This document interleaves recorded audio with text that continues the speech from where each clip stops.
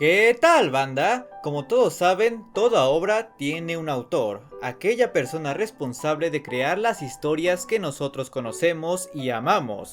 Y por lo general, si bien hay un grupo de personas encargadas de crear las historias y los personajes que conforman una franquicia, suele haber una persona en particular que se le da el crédito de ser el creador de toda la IP, dando vida al concepto, premisa y personajes de esta.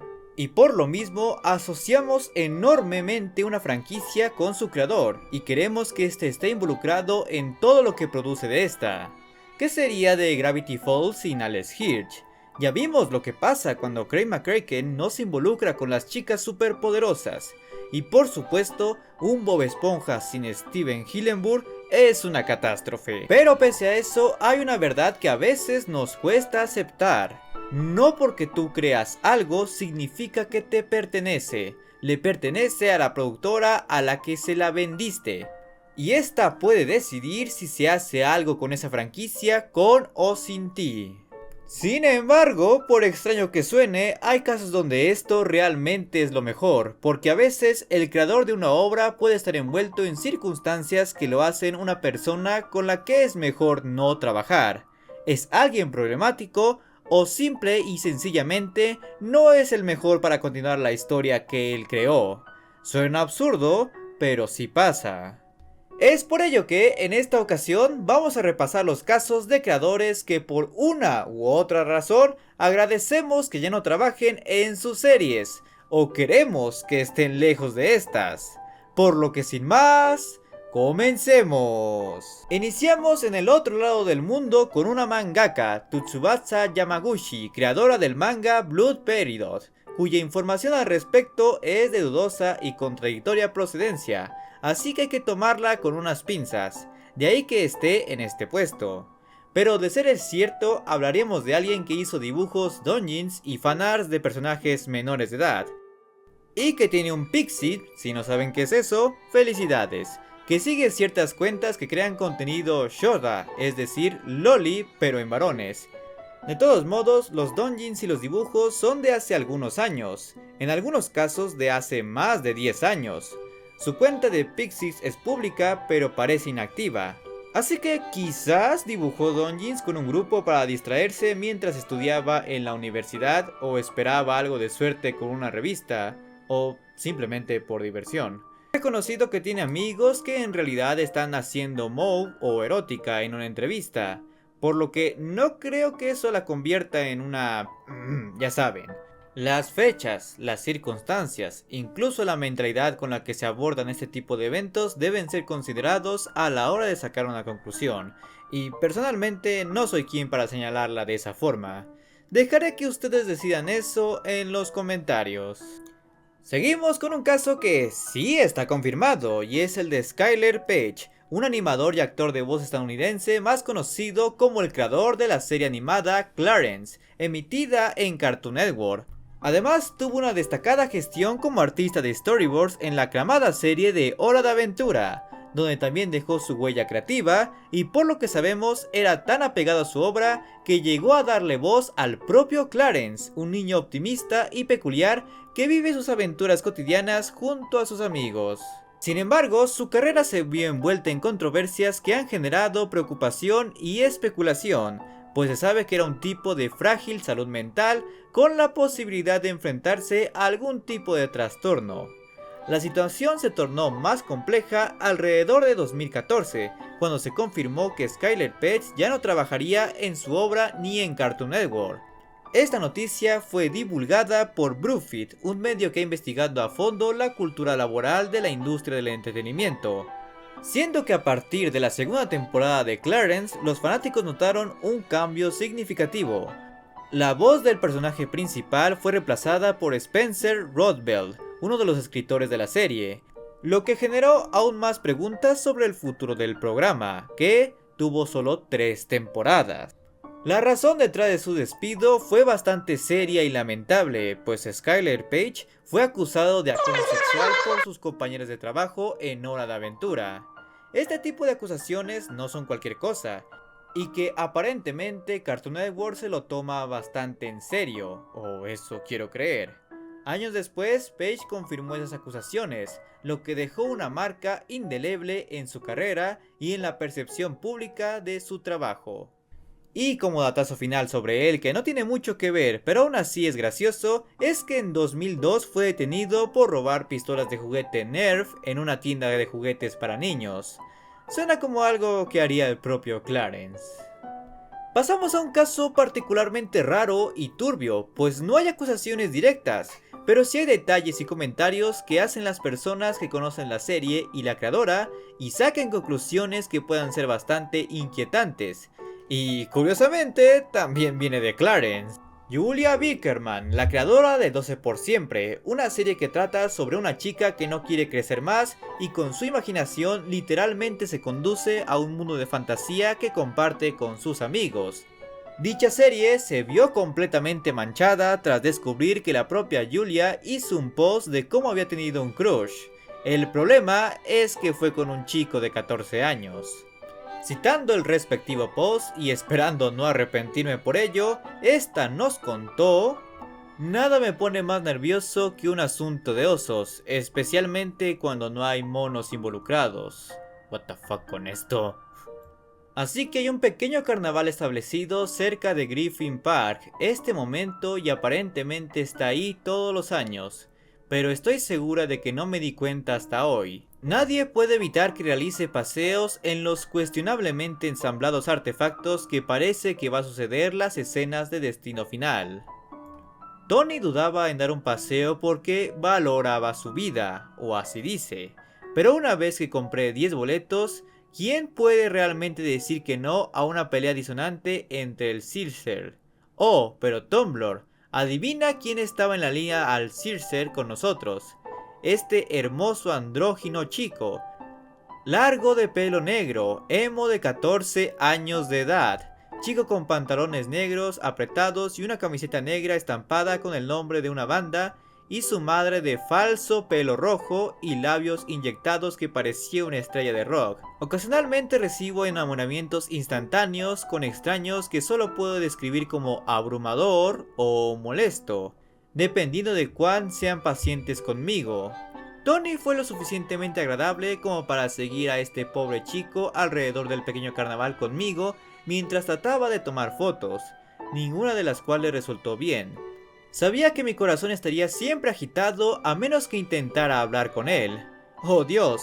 Si tan solo su madre no hubiera estado ahí. La luz de la inspiración celestial se mostró sobre mí cuando me di cuenta que nos quedaban 2 boletos, lo que deja 0 opciones en cuanto a paseos. Los 2 boletos tenían que ser regalados, tal vez en manos de un chico caliente de Hot Topic adolescente, incómodo y flaco. Marché hacia la madre estrella de rock con su hijo elfo sentado con las piernas cruzadas en hierba comiendo una manzana confitada. Me agaché para darle los boletos, espeluznante pero no tan espeluznante. No voy a hablar con su hijo mientras ella está ahí, diciendo: tenemos 2 extras, bla bla bla. ¿Dónde está su coche? Así puedo seguirte a casa, bla bla. Ella era muy agradable y dijo, era tan dulce, etc. Y vi a mi musa empujar su cabello negro teñido detrás de su oreja, exponiendo las cejas epic. La manzana todavía presionando en sus labios dice gracias y sonríe. Fuck, este fue el mejor día de todos los tiempos, ¿por qué soy tan espeluznante? Banda, quisiera decirles que esto que acabo de leer es un fanfic o la obra de algún artista H. Pero no.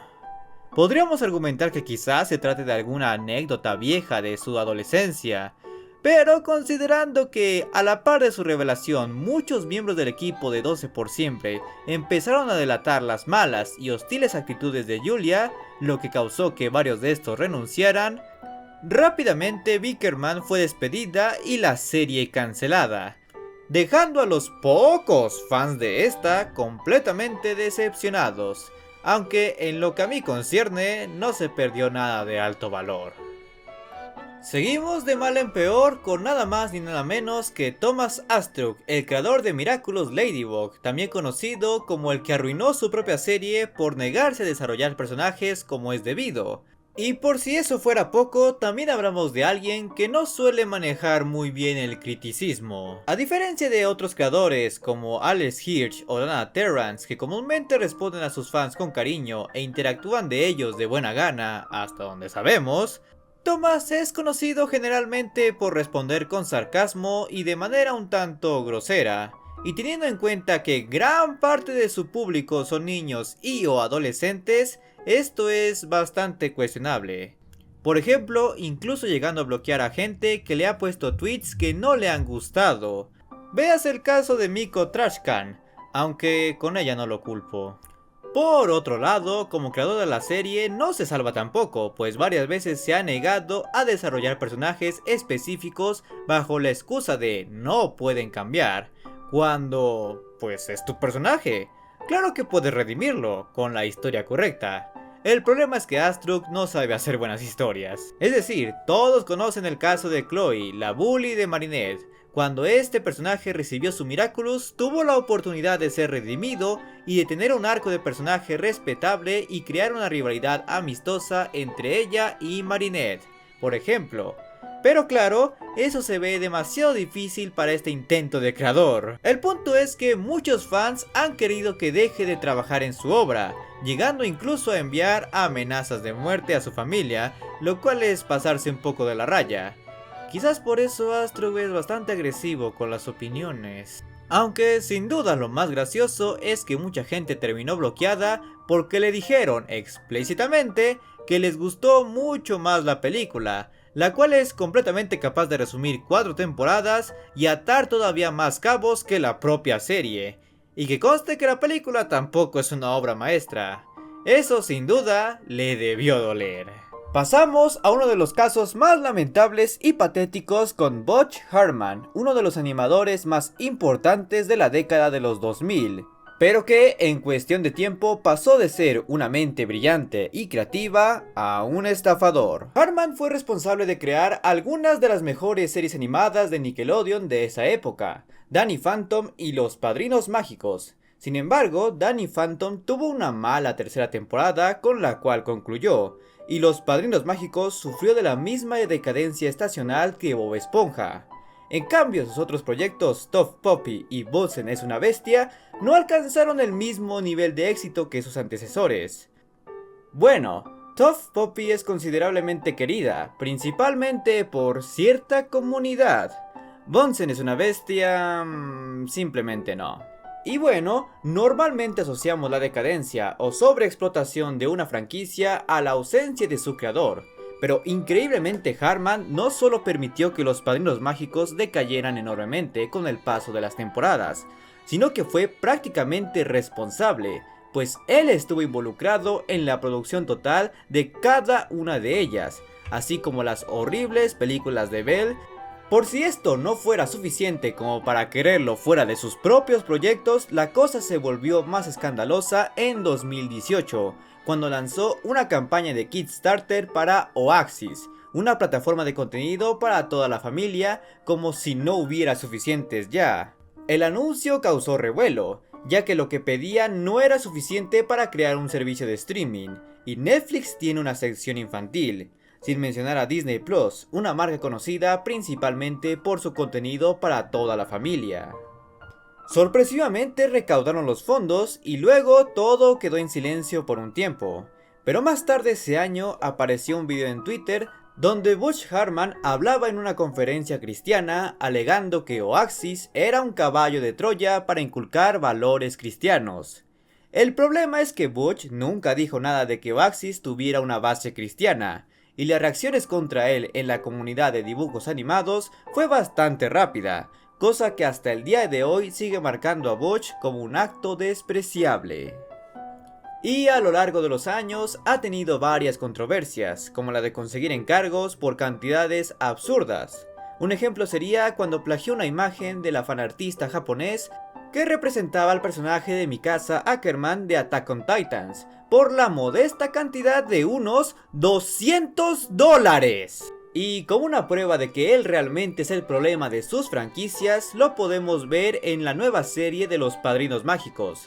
que realmente es una serie de calidad y con el espíritu y entusiasmo de las primeras temporadas, con un toque educativo que las series infantiles actuales les hace falta, todo teniendo a Butch lo más alejado posible de la producción. Y mientras tanto, él estará ahí, buscando la forma de estafar a aquellos que aún le tengan cariño, si es que todavía hay alguien, teniendo la triste y lamentable forma de defenderse diciendo: soy el creador de tu infancia. Lo que Butch no sabe es que siempre me gustó más Bob Esponja. John Kricfalusi, John Kricfalusi. Si hay un hombre tan despreciable en la industria, es justamente este tipo. El creador de Ren y Stimpy, que es más desagradable que este perro histérico y gato bobalicón. Ren y Stimpy fue una serie transmitida originalmente en Estados Unidos desde 1991 hasta 1996 por la cadena de televisión de paga Nickelodeon, siendo uno de los primeros Nicktoons en ser transmitido en el canal, que se estrenó el 11 de agosto de 1991 junto a Rugrats y Doug. Similar a Butch Hartman, John tiene su buen historial de estafas con proyectos animados, así como series que incluso para ser de adultos, son de lo más desagradable para la mayoría de las sensibilidades de las personas, aunque siempre habrá un rarito enfermo que las encuentre agradables. El ejemplo más conocido es justamente la versión para adultos de Ren y Stimpy, que fue tan repudiada que tan solo duró un mes al aire. Tristemente, esto es tan solo la punta del iceberg de los problemas que se carga Kricfalusi, porque si hay algo que nos ha quedado claro, es que sus creaciones no son ni de cerca lo más desagradable que este hombre ha hecho. Aparte de que tiene escenas raras, en 2018 Buttfred reveló que en 1997, cuando el animador tenía 42 años, mantuvo una relación bastante ínfima con Robin Breed, una joven de 16 años, y luego con Katie Race, otra adolescente. La primera contando su perturbadora historia en el documental Happy Happy Joy Joy, The Ren y Stimpy Story. Beard explicó que era fanática de Ren y Stimpy y cuando tenía 13 años le escribió una carta al creador John Kricfalusi. La respuesta de su ídolo le hizo pensar en que le ayudaría a convertirse en una gran artista y tal vez algún día conseguir un trabajo en Nickelodeon. Sin embargo, eso no era lo que él buscaba. De acuerdo con el artículo de Buttfred, John K. llevó a Robin Breed de 16 años a Los Ángeles a mostrarle su estudio y a hablar sobre su futuro, pero también aprovechó el viaje para hacerle actos indebidos que es mejor no explicar. En el verano de 1997, la joven realizó una pasantía en Spunko, el estudio de Kricfalusi, y vivió con él como su novia, solo para que más tarde ella prefiriera huir de la animación y de ese hombre. Estaba aislada de todos los que conozco, toda mi adolescencia de 14 a 21 años, señaló Robin Breed en el documental. Y tal como reporta el New York Post, ella no quiere que los fanáticos de The Ren y Stimpy Show abandonen un preciado recuerdo de la infancia, aunque el de ella está marcado para siempre. Esta sí que es una historia triste, de esas que nos muestran que mucha gente usa su poder e influencias para aprovecharse de los más inocentes. Para este punto estoy convencido de que Nickelodeon es una fuente de estafadores y depravados, porque en serio, es preocupante la cantidad de gente de ese tipo que sale de ese lugar. Y como no podría ser de otra manera, nuestro último puesto corresponde a uno de los casos más recientes de esta índole. Sí, es reciente, ¿verdad? Bueno, no tan reciente, pero sí es de los más recordados. Y estamos hablando de Chris Savino, un creador y animador estadounidense conocido principalmente por ser el creador de la serie animada más norteña de Occidente, The Loud House. Aunque los seguidores más fervientes de este canal probablemente sepan que inició como uno de los escritores de My Little Pony: La magia de la amistad, habiendo escrito el episodio Detectives Presumidos, el debut de la gran y poderosa Trixie. Pero claro, todo el mundo lo conoce por su trabajo más reconocido, La Casa de los Locos, que se estrenó en Nickelodeon el 2 de mayo de 2016 y ha sido bien recibida por su representación de una familia diversa con sus tramas que abordan temas como la amistad y la dinámica familiar. Sin embargo, la historia detrás de su creación se tornó oscura cuando surgieron acusaciones graves. El 17 de octubre de 2017, mediante el sitio web Cartoon Bread, se informó que Chris Savino fue suspendido luego de múltiples acusaciones de acoso sexual denunciadas por docenas de mujeres. Y en tan solo 2 días, Savino fue despedido y Kevin Sullivan, escritor de la serie, tomó su puesto. La rapidez con la que se manejó la situación refleja un cambio significativo en la industria del entretenimiento, donde las voces de las víctimas finalmente comenzaron a ser escuchadas y tomadas en serio. Aunque claro, no hay que olvidar que hay casos donde esto se usa para mal. Pero ese no fue el caso de Savino, pues incluso él hizo pública una declaración en la que expresa estar arrepentido y avergonzado. En su misma dijo: aunque nunca fue mi intención, entiendo que el impacto de mis acciones y comunicaciones creó un ambiente incómodo. No tengo más que un profundo respeto por la valentía de las mujeres que han hablado, tratando de crear un entorno en el que puedan prosperar y alcanzar su máximo potencial. Y si estas declaraciones son ciertas, yo me pregunto, si nunca fue tu intención, ¿por qué lo hiciste en primer lugar? La controversia no solo manchó la reputación de Savino, sino que también afectó a The Old House, que ya de por sí enfrentaba críticas por su fandom norteño. La serie se vio envuelta en un torbellino mediático que llevó a muchos a cuestionar su integridad y los valores que promovía. Esto plantea una pregunta importante sobre cómo las acciones de una persona pueden influir en un equipo creativo y en la percepción pública de un proyecto. Aunque claro, eso no ha impedido que esta franquicia haya sido sobreexplotada hasta el cansancio, con una cantidad infinita de temporadas, películas, un spin-off hecho porque sí, que fracasó, y hasta una versión live action, porque obviamente toda animación que es popular necesita una versión live action por más horrible que esta resulte. Pero al final creo que la mayor lección que podemos sacar de esto es que la industria del entretenimiento está en constante evolución y cambiando cada tanto, para bien y para mal.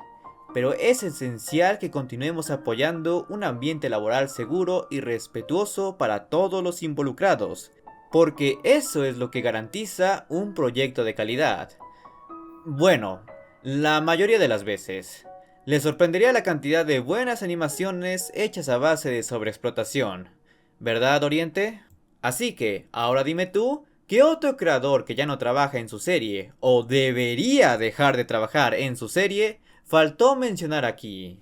Y si quieres conocer los casos de cuando el público y las compañías descubren por las malas que la animación no es solo para niños, o la historia de cómo Five Nights at Freddy's Security Breach Ruin me rompió el corazón, te dejaré las respectivas ventanillas a las que puedes hacer clic. Pero antes, como siempre, no quisiera irme sin agradecerles a los miembros del canal y suscriptores en Twitch que apoyan directamente mi contenido, especialmente a los guardianes de la armonía, tales como Vishkar Mesada, Miwar, Carol Flor, J, Starshine, Tiago Gaspar y Mr. Revolver. Muchas gracias.